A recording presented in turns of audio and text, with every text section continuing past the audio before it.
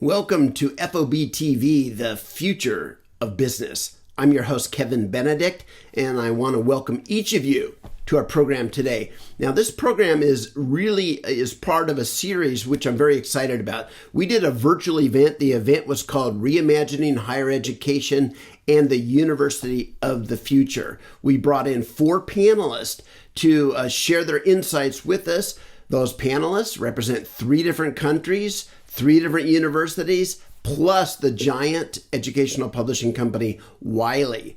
One of the things that I've learned over the last 4 or 5 weeks in interviewing a lot of different experts and futurists and professors at different universities is that the university experience for a student is critical. I mean, that's like top of the list for a student, is that experience. How do you continue to provide that when so many classes are moving online, both because of the pandemic and just because of digital transformation? That's a great point, Kevin, and it's one I think that at Oxford we would 100% concur with. I know we're not unique in that sense, but our students perhaps more so come to Oxford for that Oxford college collegiate experience. It is the networking, the diversity, the quality of ideas that comes from that. It's the peer-to-peer coaching. It's the leading professorial experience they get from those conversations. And then it's the broader Oxford experience in terms of the affiliation with the college and the college dinner and the networking that goes with that. And we actively encourage our students to throw themselves and immerse themselves into that Oxford life. And it's a very real challenge that we have seen during the pandemic. We have been fortunate, though, in that we have been able to, in the start of this academic year, maintain a level of face-to-face teaching. And our teaching has brought in a blended model. So we have been able to complement and support in lecture theatre teaching with virtual students and bring those together into one virtual community. I wouldn't profess that we've been able to replicate that 100%, but we have been able to connect people in a way to try and mirror and replicate that in some way to try and enhance and enrich that experience. And we really value that. It is an essential part and an important part of the academic curriculum and the student experience at Said. I think we're moving to a different paradigm where we will still see the vast majority of our undergraduate programs being delivered in person. The strategy that we had before the pandemic, just to get into that a little bit, was that our online courses were really intended to enrich and increase flexibility in our undergraduate programs. So that meant having large first-year courses, second-year introductory courses online, so that were an online option, so that students could more easily fit them into their schedules. They could get through those prerequisites and move on to the electives.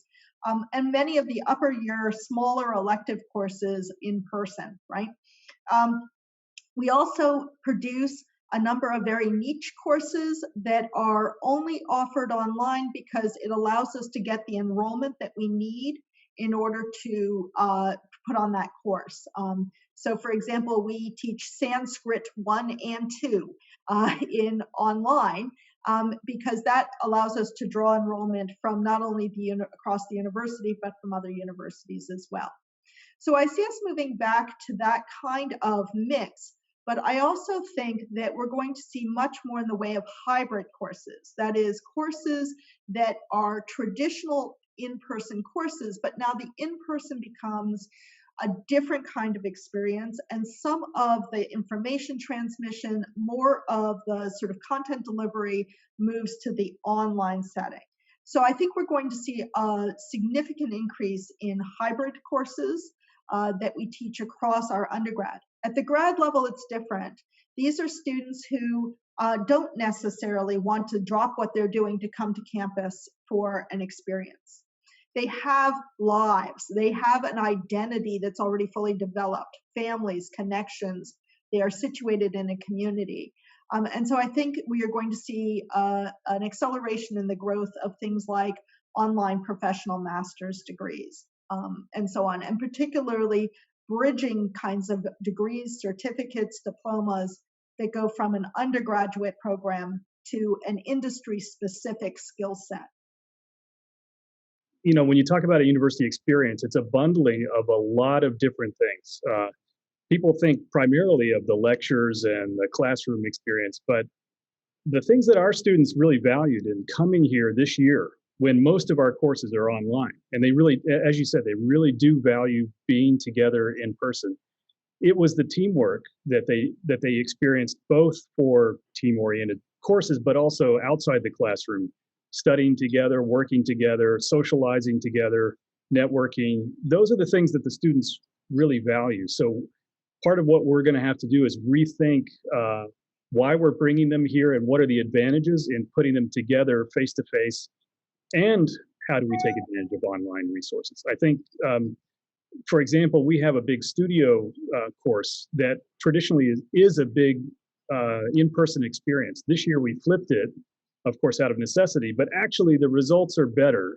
And there's a lot of good evidence that that kind of active engagement where you're using online materials in a good way, but using the in-person time in a more productive way to give more personalized feedback leads to better outcomes. It's not clear that this will help us scale better, or because it's actually harder to do a good job of this sort of mix of online and in-person instruction. It's still very labor-intensive, very demanding, and to stay fresh, you have to keep those materials up to date. So I think it remains to be seen whether we're going to see cost savings per se, but it definitely leads to better educational outcomes.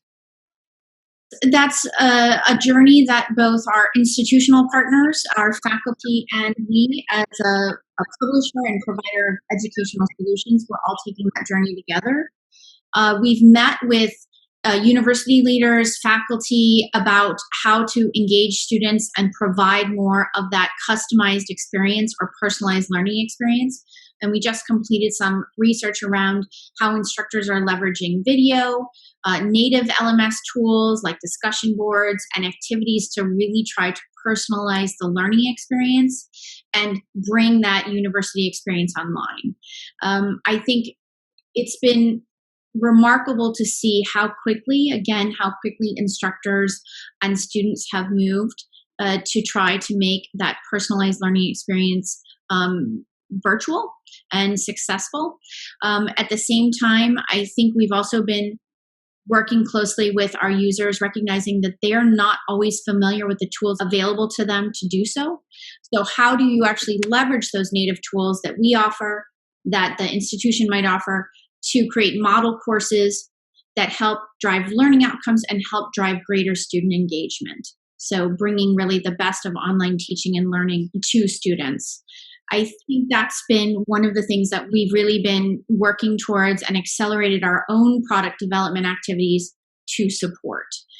So nothing, it's hard to mimic face-to-face and in-person engagement, but I think with the digital tools that institutions support, that course providers support, that publishers can support, we can really provide a much greater personalized learning experience. We know education is not one size fits all.